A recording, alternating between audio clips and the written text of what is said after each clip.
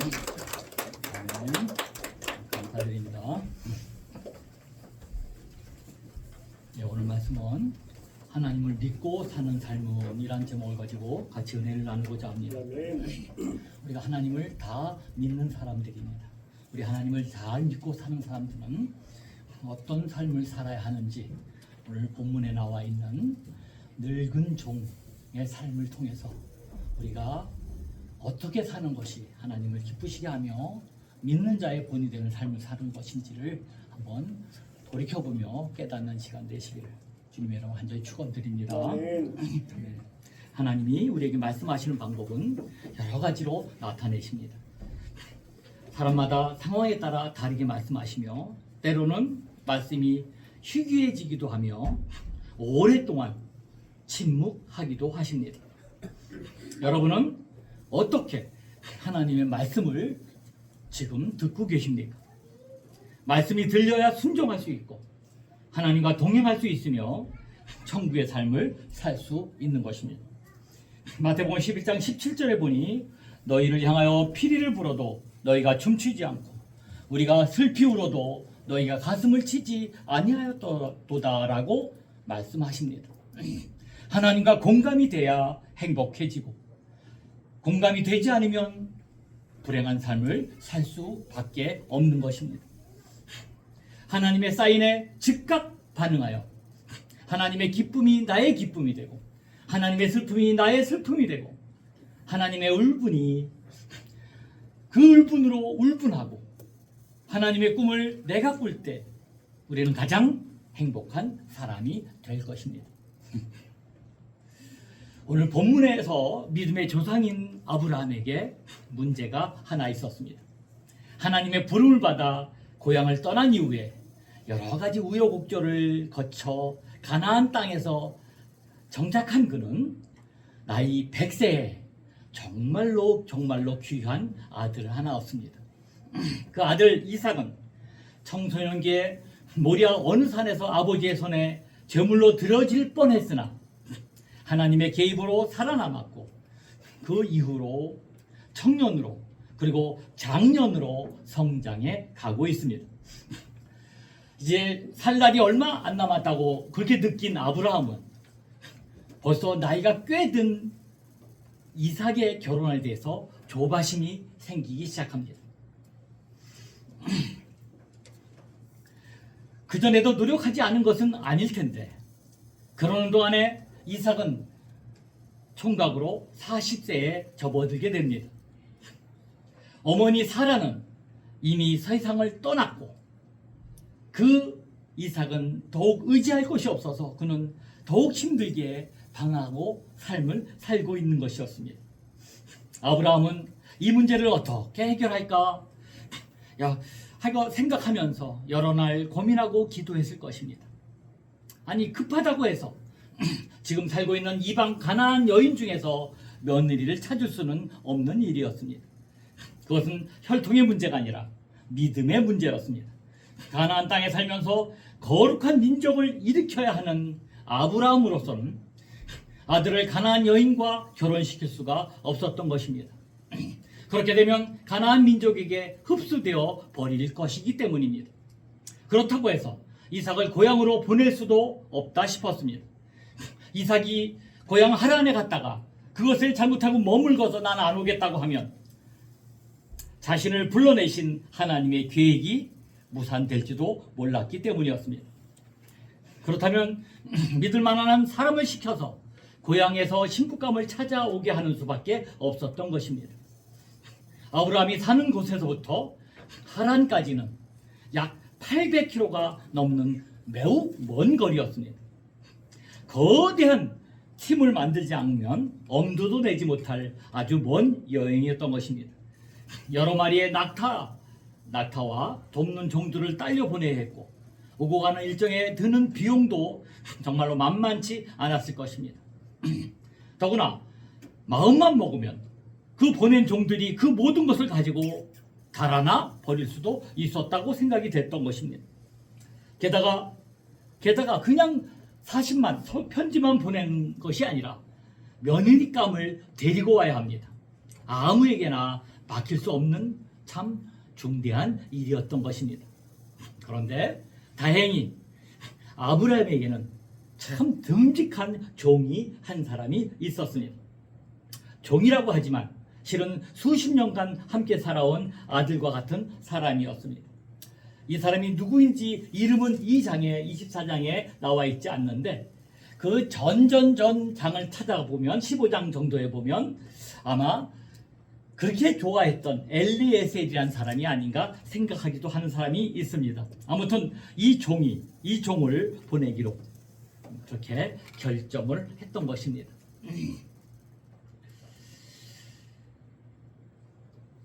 그래서 아브라함은 그 종을 불러서 자기 다리 사이에 손을 넣게 하고 맹세를 지킵니다. 24장 2절입니다. 아브라함이 자기 집 모든 소유를 맡은 늙은 종에게 이르되 청하건대 내 허벅지 밑에 내 손을 넣어라. 다리 사이에 손을 넣는 것은 사안이 그렇게 엄중하다는 뜻입니다. 그는 종에게 자기 고향에 가서 이삭의 아내감을 찾아오라고 부탁하고 있는 것입니다. 아브라함의 태도에서 심상치 않은 기운을 느낀 종이 묻습니다. 며느리가 되실 그 여자분이 만약에 저를 따라오지 않겠다고 거절하면 저는 어떻게 해야 합니까? 너무나 중요한 일임을 알았기에 그만큼 두려웠던 것이었습니다. 그러자 아브라함은 그를 안심시키며 이렇게 말합니다. 24장 7절에서 8절 말씀 세 번역으로 읽어드립니다. 주님께서 천사를 너희 앞에 보내셔서 거기에서 내 아들의 아내 될 사람을 데려올 수 있도록 도와주실 것이다. 그 여인이 너를 따라오려고 하지 않으면 너는 나에게 한 이 맹세에서 풀려난다. 아브라함의 말에 안심한 종은 낙타 10마리로 청원팀을 꾸립니다. 아브라함은 그에게 필요한 모든 것을 지원해 줍니다. 가나안에서 하란까지 차로 달리면 약 800km니까 계속해서 달리면 하루에 주파할 수 있겠지만 당시로서는 2주일 이상의 시간이 걸렸을 것입니다. 그 먼 거리를 걸어서 마침내 목적지에 도착합니다. 목적지에 도착한 그는 성 바깥에 있는 우물가에 짐을 풉니다. 저녁이 되어 여인들이 물을 기르러 올 즈음이었습니다. 그때 그 종은 먼저 하나님께 이렇게 기도합니다. 24장 12절입니다. 우리 주인 아브라함의 하나님 여호와여, 원하건대 오늘 나에게 순조롭게 만나게 하사 내 주인 아브라함에게 은혜를 베푸시옵소서. 종은 주인인 아브라함을 통해 하나님을 알았을 것입니다. 아브라함에게서 배운 것처럼 그는 일을 시작하기 전에 먼저 기도로서 하나님께 은혜를 구합니다. 자신이 아무리 노력해도 하나님이 허락하지 않으면 안 된다는 사실을 알고 있었습니다. 가나안을 떠나 먼 길을 오는 동안에도 참 기도를 했었겠지만 이제 막 본격적인 일을 시작하려는 그 마당이었기에 그는 더욱 절실하게 기도했습니다. 그 종은 기도 중에 이삭의 아내로 정해진 사람이 누구인지를 알아볼 수 있도록 사인을 달라고 하나님께 요청합니다. 이제 저녁이 됐으니 여인들이 물을 기르러 우물에 몰려들 텐데 물을 떠가는 여인에게서 물 좀 달라라고 청하겠다는 것입니다. 그렇게 자신이 말을 걸었을 때 자신에게 물만 마시게 해줄 뿐만 아니라 물을 마시게 해줄 뿐만 아니라 10마리 어떤 낙타에게도 물을 먹이는 여인이 있다면 맞아, 그 사람이 바로 그 아브라함의 며느리라고 하나님의 사인으로 받아들이겠다라고 말하고 있는 것입니다. 그런데 이 기도가 끝나기 무섭게 한 여인이 다가왔고 종은 그에게 물을 마시게 해달라고 부탁합니다. 그런데 놀랍게도 여인은 종에게 물을 줄 뿐만 아니라 낙타에게도 물을 길어서 마시게 합니다. 종이 기도한 그대로 된 것입니다. 종은 그것을 하나님의 사인으로 받아들이고 여인에게 선물을 주고는 그의 집으로 찾아갑니다. 종은 가족들에게 자신을 소개하고 자초지종을 말하며 허락을 받아냅니다. 종은 다음 날로 여인 리브가를 데리고 고향으로 돌아오고 어머니를 잃고 수심에 차 있던 이삭은 마침내 아내를 얻고 위로를 얻습니다. 오늘 본문 창세기 24장에는 이삭의 아내 찾기 프로젝트가 완성될 때까지의 그 기록이 자세하게 기록되어 있습니다. 하나의 단편 동화를 읽는 것 같기도 하고 하나의 아름다운 단편 영화를 보는 것 같기도 합니다. 그림이 막 떠오르시죠. 하지만 이 말씀, 이 이야기를 통해 성경이 우리에게 기대하는 것은 그러한 달콤한 상상을 하라는 것이 아닙니다. 농촌에서 며느리감을 찾는 방법을 우리에게 가르쳐주는 것도 아닙니다. 이 이야기는 주인공인 아브라함과 리브가 그리고 한 사람의 종이 평범해 보이는 그 일상 속에서 어떻게 하나님의 사인을 읽고 그분의 인도하심을 따라 하나님의 계획을 이루는지 그 과정을 우리에게 귀한 말씀으로 보여주고 계신 것입니다. 세 사람 모두 서두르지 않았고 허둥대지 않았고 덜렁대지 않았고 주제가 넘지 않았고 차분히 조용히 겸손히 그리고 진실하게 자신의 주변에서 일어나는 일들을 관찰하여 사소한 일들 가운데서 하나님의 사인을 읽어내고 그것을 따라 결정하고 선택하고 순종합니다. 그 모습이 얼마나 자연스럽고 감미롭고 아름다운지요. 그 거룩한 습관에 진정한 행복의 열쇠가 있는 것입니다. 아브라함은 이와 같은 거룩한 습관의 사람이었습니다. 그는 종을 먼 길로 보내면서 주님께서 천사를 너희 앞에 보내셔서 거기에서 내 아들의 아내 될 사람을 데려올 수 있도록 도와주실 것이다 라고 말했습니다. 천사가 인도해 주실 것이라는 말은 하나님께서 여러 가지 사인을 주시어 그의 길을 인도해 주실 것이라는 뜻입니다. 하나님의 부름을 받고 고향을 떠난 이후 아브라함은 끊임없이 크고 작은 사인들을 보아하고 그 사인에 따라 하나님의 인도하심을 경험해 왔던 것입니다. 종에게도 그렇게 하실 것이라고 그는 믿었던 것입니다. 하나님의 인도하심에 대한 아브라함의 그 귀한 믿음은 맹신도 광신도 아니었습니다. 그의 믿음에는 여백이 있었습니다. 하나님께서 종을 인도하여 좋은 며느리감을 찾아올 것을 믿지만 하나님이 허락하지 않을지도 모른다는 것도 인정합니다. 그래서 종에게 만약 여자가 너를 따라오려고 하지 아니하면 이 맹세가 너와 상관이 없나니 라고 말한 것입니다. 하나님에게 바라는 일은 있지만 그분이 그대로 이루어지지 않았고 그분이 다른 것을 주셔도 기쁘게 받겠다는 하나님의 선의에 대한 견고한 믿음이 아브라함에게 보이고 있는 것입니다. 리브가도 그렇습니다. 낯선 종이 찾아와 하는 말과 행동을 유심히 보고는 하나님의 사인을 읽었습니다. 아니야, 얼굴도 한 번도 보지 못한 사람에게 시집가기 위해 생전 처음 보는 사람을, 그것도 남자를 따라간다는 것은 정말로 매우 위험한 일이었습니다. 하지만 리브가도 부인하지 못할 하나님의 사인을 읽고 그 손길에 자신을 맡기기로 결심합니다. 하나님의 사인을 읽고 따라가는 일에 있어서 사실은 가장 돋보이는 사람은 오늘의 가장 핵심 주인공인 늙은 종입니다. 늙은 종. 2절에 보니까 그를 늙은 종이라고 말합니다. 사실 늙은이라는 우리 개역 개정의 번역은 좀 부족합니다. 영어의 번역본들은 주로 더 시니어 서번트라고 번역합니다. 시니어 서번트. 유영 집사님은 가장 먼저 알아들으셨을 거예요. 시니어 서번트. 그것이 원래의 의미에 더 가깝습니다. 늙은 종보다는 시니어 서번트가 더 아름다운 번역인 것 같습니다. 경험이 많고 세상사를 보는 눈이 성숙한 종이란 뜻입니다. 그런 사람을 우리는 원로라고 부르고 있는 것입니다. 그가 성숙한 사람이란 증거는 여러 가지 면에서 드러납니다. 그는 주인의 삶을 지켜보면서 하나님의 손길을 보았습니다. 그는 주인에게 일어난 일들을 주의 있게 지켜보면서 하나님이 분명히 주인과 함께 하신다고 믿게 되었고 그래서 자신도 주인의 하나님을 믿고 의지합니다. 아마도 그는 아브라함과 함께 지내면서 하나님의 사인을 읽는 법에 대해 배웠을 것입니다. 그렇기 때문에 주인으로부터 중대한 과제를 받았을 때 주인에게서 배운 대로 하나님의 사인을 분별해가며 그분의 손길을 따르기 위해 힘 썼을 것입니다.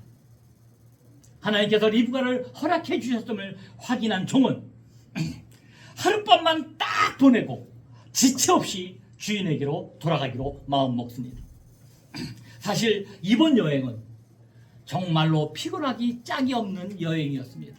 800km가 넘는 거리를 낙타를 데리고 다른 사람들을 데리고 걸어서 간 그 엄청난 여행이었는데, 피곤하고 정말 힘든 여행인데도 불구하고 하나님의 뜻을 발견하고는 딱 하룻밤만 보내고 바로 떠나기로 결단했던 것입니다. 사실 그 종은 리브가의 집에서 며칠 푹 쉬었으면 좋았겠다라는 생각을 가졌을 것입니다. 또한 그럴 자격도 충분히 있는 사람이었습니다. 그것뿐만 아니라 리브가의 집 사람들도, 그 많은 사람들이 거기서 리브가가 이제 가야 되니까 며칠만 더 있다 가면 안 되겠냐라고 정말 강권하기도 했던 것입니다. 하지만 그 종은 하룻밤에 휴식 후 돌아가기를 고집했고 리브가도 그의 말을 따르기로 마음 먹습니다. 그 늙은 종은, 그 시니어 서번트는 신중하지만 또한 민첩한 순종의 사람이었던 것이었습니다. 종이 본격적인 일을 시작하기 전에 하나님께 드린 기도를 우리는 조금 더 깊이 살펴볼 필요가 있습니다.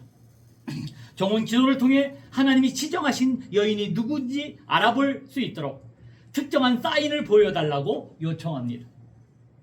물을 길러 오는 여인 중에 내가 물을 달라고 했을 때 자신에게뿐만 아니라 같이 온 낙타 10마리에게도 다 물을 먹이는 사람이 있다면 하나님의 사인으로 받아들이겠다는 그런 말씀이었습니다. 놀라운 것은 그 기도가 끝나기 무섭게 리브가가 나타났고 종이 제안한 대로 리브가가 행동했던 것입니다. 그런데 여러분, 잠깐만 깊이 생각해 볼 필요가 있습니다. 우리는 이 장면을 읽고는 이런 식의 기도가 가장 좋은 기도라고 잘못 생각할 수 있다는 것입니다. 그래서 이 장면을 보고 자기 멋대로 하나님, 내가 이렇게 할 테니까 이렇게 사인을 정해놓고 이렇게 하면 하나님 뜻인지를 알겠습니다 라고 기도하는 사람이 적지 않습니다. 가령 우리 아이가 내가 어느 학교를 진학해야 할까 할 때, 그 학교에서 장학금을 준다 그러면 그게 하나님의 뜻인 줄 내가 알겠습니다 라고 기도하는 사람이 있습니다. 또한 직장 취업을 위해 면접을 가면서 막 길이 막히니까 어떻게 기도하는 줄 아세요? 내가 혹시 차가 막혀서 시간을 놓치면 이것은 하나님이 막는 것으로 알겠습니다 라고 기도하는 사람이 있습니다. 어떤 사람은 맞선을 보면서 내가 올 사람이 붉은색 옷을 입고 나오면 나는 그 사람이 하나님이 원하시는 사람인 줄 알겠습니다 라고 기도하는 사람이 있습니다. 이렇게 기도하는 사람들은 오늘 본문의 구절을 보고는 하나님이 그런 기도에 대해서 응답하시는 성서적인 근거를 발견했다고 참 좋아할 사람들이 많이 있다는 것입니다. 그러나 이 기도에 대해서 우리는 몇 가지 생각할 것이 있습니다. 첫 번째로 오늘 종이 한 기도는 아주 예외적인 것입니다. 성경 전체를 보더라도 몇 번 나오지 않습니다. 자신이 사인을 정해놓고 그대로 응답해달라고 기도하는 것은, 내가 마음대로 정해놓고 하나님 이대로 응답해 주옵소서 기도하는 것은 대개 하나님을 조종하라는 불순한 기도입니다. 그러므로 지금도 여러분 혹시 가끔이라도 이렇게 기도하고 있다면 여러분, 그 기도는 빨리 바꿔야 합니다. 성경에 나오는 이런 기도들은 그럴 만한 오늘 종들처럼 특수한 사정이 있었다는 것입니다. 두 번째로 종이 여기서 제시한 사안은 잘 보시면 자기 마음대로 즉흥적으로 나온 것이 아니라 깊은 기도와 묵상을 통해 나온 것이며 따라서 하나님께서 받아들이실 만한 것이었음을 기억해야 하는 것입니다. 종은 긴 여행길을 걸어오는 동안 어떤 여인이 이삭에게 가장 어울릴까 생각해 보았을 것입니다. 그는 기도로서 어떤 조건을 가장 중요하게 보아야 하는지를 하나님께 여쭈어 보았을 것입니다. 어떤 방법으로 며느리감을 골라야 하는지에 대해서도 많은 생각을 했을 것입니다. 하나님, 어디서부터 시작해야 합니까? 이삭의 아내 자리를 두고 미인 대회라도 열어야 합니까? 종은 오랫도록 숙고하고 기도한 끝에 답을 얻었을 것입니다. 주인의 집안 전통을 이어가려면 미모나 두뇌나 재력보다도 성품이 더 중요하다라고 그는 생각했습니다. 그렇다면 성품 좋은 여인을 어떻게 찾을 수 있을까? 도대체 하나님이시라면 어떻게 하실까? 그렇게 고민할 때 그에게 참 좋은 생각이 떠올랐던 것입니다. 그래, 우물로 가자. 여성들이 가장 많이 모이는 곳이 우물이 아니던가. 그곳에서 낙타를 묶어놓고 물을 길어 지나간 여인에게 물 좀 달라고 청하자. 그랬을 때 나에게만 아니라 낙타들에게까지 물을 준다면 그 여인은 틀림없이 다른 사람을 배려하고 친절하고 희생할 줄 아는 좋은 성품의 사람일 것이다. 그렇게 결론을 짓고 하나님께 기도했던 것입니다. 그 생각도 하나님이 주셨을 것이니 그렇게 응답해달라고 기도한 것입니다. 여러분, 만일 그 종이 생각이 짧았다면, 우리와 생각이 같았다면 어떻게 기도했을까요? 자기의 기준에 따라 조건을 몇 가지로 정하고 그 조건에 맞는 사람을 찾아다녔을 것입니다. 키는 170cm 이상 될 것, 몸매는 S라인일 것, 얼굴은 V라인일 것, 최고의 교육을 받았을 것, 그리고 집안은 부자이거나 권력자일 것 등등. 종은 그 조건에 맞는 여자를 찾기 위해 하늘에서 가장 부유한 사람 혹은 최고 권력자의 집부터 찾았을 것입니다. 만일 그렇게 했다면 하나님이 아무리 좋은 사람을 미리 준비하여 그 앞에 눈앞에 들이밀어도 그 사인을 그는 전혀 알아보지 못했을 것입니다. 지친 낙타에게 흡족하도록 물을 먹이는 것은 여성으로서 하기에 힘든 일이었습니다. 게다가 10마리나 되었으니 리브가는 허리가 끊어지도록 물을 깃고 또 길었을 것입니다. 리브가는 좋은 성품도 가졌지만 힘도 센 여자였던 것 같습니다. 그 도명에서 성경은 이렇게 말합니다. 24장 21절입니다.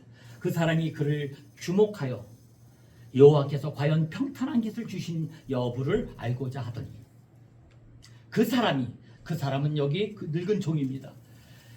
그 사람이 그 리브가를 묵묵히 주목하여 여호와께서 과연 평탄한 길을 주신 여부를 알고자 하더니, 이 표현에서 종의 사려 깊은 태도를 우리는 다시 확인할 수 있습니다. 그는 흔히 볼 수 있는 그저 기독꾼들처럼 경솔하고 성급하게 하나님이 응답하셨다라고 오버하지 않았습니다. 그는 하나님의 사인을 분명히 보았다고 믿었지만 신중하게 확인 과정을 거쳤습니다. 본문에 묵묵히 주목했다라는 표현에 종의 침착성과 신중함이 암시되어 있는 것입니다. 저는 오늘 본문 창세기 24장을 묵상하면서 이 아름다운 이야기가 우리 영적 생활에 매우 중요한 진리를 담고 있음을 깨달았습니다. 이 이야기 하나만으로도 하나님 믿는 사람들의 삶이 어떠해야 하는지를 우리는 충분히 알 수 있습니다. 이 이야기가 담고 있는, 이 말씀이 담고 있는 영적 생활의 원리를 3가지로 정리할 수 있습니다. 첫 번째, 하나님을 믿고 사는 삶은, 믿고 산다는 것은 가장 먼저 하나님의 다스림을 인정하는 것입니다. 하나님은 온 우주를 다스린다, 혹은 하나님은 우리 인간 역사를 다 다스린다라고 물론 인정하는 것도 매우 중요하지만, 하나님은 나의 삶 속에서 매일 실제로 나를 다스린다라고 인정하는 것입니다. 그것이 신앙생활의 첫 번째 중요한 원리입니다. 하나님은 나의 삶을 다스린다라고 나의 모든 일거수일투족을 다스린다고 인정해 드리는 것입니다. 두 번째, 하나님을 믿고 산다는 것은 하나님의 사인을 읽는 것입니다. 기도로서 하나님을 사귀고 그분의 뜻을 구하며 살다 보면 하나님의 사인이 보입니다. 때로는 아주 명료하게, 때로는 알듯 말듯, 때로는 말씀으로, 때로는 사건으로, 또 때로는 다른 사람의 말을 통해 사인을 주시어 하나님이 인도하시는 방향을 알게 하십니다. 오늘 본문에 나온 종처럼 주변에서 일어나는 일들을 말없이 지켜보면 어떤 것이 하나님의 사인인지를 알게 됩니다. 처음에는 사인을 잘못 읽기도 하고 사인을 놓치기도 하고 오인하기도 합니다. 그런 시행착오를 거쳐 믿음이 성장합니다. 하나님의 사인을 읽는 눈이 점점 밝아지게 되는 것입니다. 세 번째로, 하나님을 믿고 산다는 삶은 하나님의 사인에 순종하는 것입니다. 사인을 통해 하나님이 인도하시는 방향을 알았다면 순종해야 합니다. 여러분이 좋아하는 야구 경기가 있습니다. 야구 경기의 작전 중에 희생 번트라는 것이 있습니다. 저는 참 좋아하는데요. 야구 경기를 1루나 2루에 나가 있는 선수를 다음 루상으로 나가게 하기 위해서 자기는 무조건 번트를 대고 자기는 죽고 2, 3루는 루상에 나가 있는 사람은 보내는 작전입니다. 만일 감독이 타석에 들어선 타자에게 희생 번트라고 사인을 보내면 타자가 보냈는데 타자가 죽고 싶지 않아서 희생 번트를 하지 않았다면 그는 팀 전체를 패배하게 만들 수 있는 것입니다. 좋은 선수는 사인을 잘 읽을 뿐 아니라 그 사인에 따라 행동하는 사람입니다. 믿음의 사람도 마찬가지입니다. 잠잠히 머물러 기도하고 말없이 지켜보아 하나님의 사인인 것을 확인되면 민첩하게 순종해야 하는 것입니다. 사랑하는 성도 여러분, 하나님께서 매일 실제로 여러분을 다스리고 계심을 믿으십니까? 아멘. 여러분은 하나님이 보여주시는 사인을 읽을 눈을 가지고 계십니까? 하나님의 사인이다 싶을 때 여러분은 민첩하게 순종하고 계십니까? 오늘의 말씀, 그 말씀대로 살아갈 때 각자에게 가장 복된 일이 일어나고 또한 모두에게 행복한 세상이 이루어진다는 진리를 오늘 말씀 우리에게 증언하고 있습니다. 이 증언 앞에서 우리 자신을 돌아볼 수 있게 되기를 간절히 바랍니다. 이렇게 사는 삶은 때로 우리 자신의 계획과 능력과 욕망을 따라 사는 것보다 더 불안해 보이고 가망 없어 보이기도 합니다. 자기 마음대로 하고 싶은 욕망을 내려놓아야 합니다. 나보다 다른 사람을 더 배려해야 하고 하나님의 뜻을 순종해야 합니다. 여러분, 정신없이 허둥대지 말고 차분히 그리고 신중하게 행동해야 합니다. 그렇게 사는 것이 내 뜻대로 살던 사람에게는 참 적잖이 불편해 보입니다. 하지만 그것이 우리가 사는 세상이 지옥의 모습을 닮아가고 있는 가장 중요한 이유임을 우리는 모르고 있지 않는 것입니다. 이제 9월의 첫 주 새로운 계절이 시작되었습니다. 여러분, 이제 여러분이 그토록 바쁘게 달렸던 여러 가지 깊은 생각, 복잡하게 생각했던 그 발걸음들을 잠시 멈추고 한번 자신을 돌아보는 시간도 계획해 보시기 바랍니다. 뛰어가는 걸음을 잠시 멈추고 그 자리에서 한번 머물러 있어 보십시다. 무엇을 위해 달려왔는지를 한번 돌아보시기 바랍니다. 무엇을 보고 무엇을 따라왔는지를 한번 생각해 보시기 바랍니다. 과연 내가 지금 이토록 바쁘게 잡으려고 하는 그것이 우리의 참된 인생에 가치가 있는지를 한번 여러분 스스로에게 물어보시기 바랍니다. 나 혼자만이 행복해지는 것이 아니라 우리 모두가 행복해지는 길이 어디에 있는지 한번 물어보시기 바랍니다. 여러분, 길은 하나님께 있습니다. 그분의 다스림을 인정하고 그분의 사인을 읽어가며 민첩하게 그분의 뜻에 순종하는 것. 오늘 본문에 나오는 그 종처럼 그렇게 우직하게 그리고 일관되게 사는 것. 그것이 나를 구원하는 길이요 세상을 구원하는 길입니다. 하나님의 뜻은 그렇게 사는 사람들을 통해 이루어지기 때문입니다. 오늘 귀한 예배를 드린 저와 여러분 모두가 이처럼 귀한 삶 살아가시는 날마다가 되시기를 주님의 이름으로 간절히 축원드립니다. 기도하십니다. 하나님, 주님의 다스림을 피하여 저희가 어디로 가겠습니까? 우리의 욕심과 계획을 내려놓고 하나님의 다스림을 인정하며 살아가게 하옵소서.